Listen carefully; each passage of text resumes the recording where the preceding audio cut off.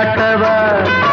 வெறும் ஏக்கம் ஆகாதம்மா விட்டு போகாதம்மா நான் கொஞ்சாம தீராதம்மா ஆமா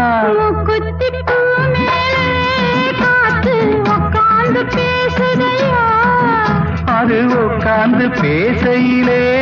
தேனு உள்ளூர ஊருதம்மா